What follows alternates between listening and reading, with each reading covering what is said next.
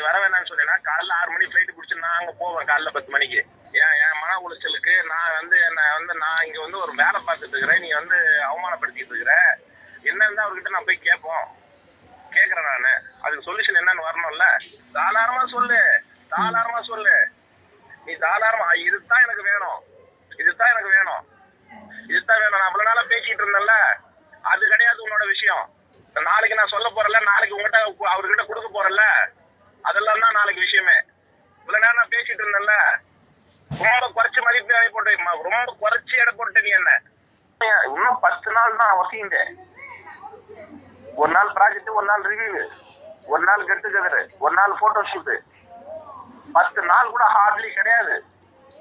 இந்த மன வேதனையோட விட்டுட்டு அப்படியே நீ இறங்கி போனி. நீ ஜாலியா இருக்கிற, உனக்கு பேர் இருக்கு.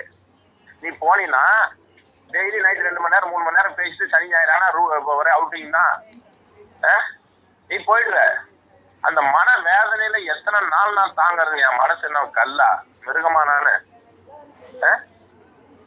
ஒரே ஒரு சின்ன வார்த்தை, இங்க பாருங்க, நடந்து போச்சு, நான் நல்லா வருவேன், நீங்க இருக்கிறீங்க, அப்பா இருக்கிறாரு, நீங்க எல்லாம் பாத்துப்பீங்க, டெய்லி பேச மட்டும் என்னால முடியாது, என் போக்குல விடுங்க, நான் என்ஜாயே பண்ணல, நான் ஸ்கூல்ல இருந்த மாதிரி ரொம்ப கஷ்டப்பட்டுட்டு இருக்கேன், ஸ்கூல்ல கடினமா உழைச்சேன், இங்கேயும் அது மாதிரி உழைக்கிறேன், நீங்க பாத்துட்டு தான் இருக்கீங்க, நான் 2 வருஷமா படிக்கிறேன், நான் வேலை வாங்கியிருக்கேன், எல்லாத்தையும் பண்ணிருக்கேன், நான் 4 மாசம் ஃப்ரீயா இருக்கிறேன், நான் காலேஜ் முடிச்சு ஊர்ல போய் நான் ஊர்ல இருந்து உங்களுக்கு கால் பண்றேன், நீங்க இல்லாம யாரும் எனக்கு கல்யாணம் பண்ண போறேன்? நீ பேசவே வேண்டாமா தெய்வமே, அதெல்லாம் பழசு, நீ எனக்கு எனிமி ஆயிட்ட.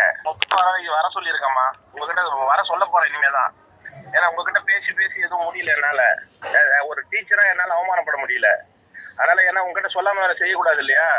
அதனால வர வைக்கிறது. நான் அவரை நாளைக்கு என்ன வேலைனாலும் தூக்கி போட்டு நாளைக்கு வர சொல்றேன், நேர்ல பேசிக்கிறேன். நான் எப்பவுமே சப்போர்ட் பண்ண நினைக்கிறேன். நான் அப்படி இல்லாட்டி உனக்கு போன் பண்ணி சாரி கேட்பேன். நீங்க முடிச்சுட்டு போனதுக்கு அப்புறம் நம்ம எல்லாம் ஒருத்தருக்கு ஒரு ஹெல்ப் பண்ணா பேசிக்கணும், நல்லா இருக்கீங்களான்னு கேட்கணும்னு ஒரு எதிர்பார்ப்புல தானே நம்ம இறங்கி போறோம். அது எப்படி அது அவளுக்கு தெரியாம போச்சு? 2 வருஷமா 2.5 வருஷமா மனசுக்குள்ள வச்சுக்கிட்டு ஒரு கூட்டத்துல 300 ஸ்டூடெண்ட் மத்தியில அவமானப்படுத்தினா எந்த வாத்தியாராவது ஏத்துப்பானா?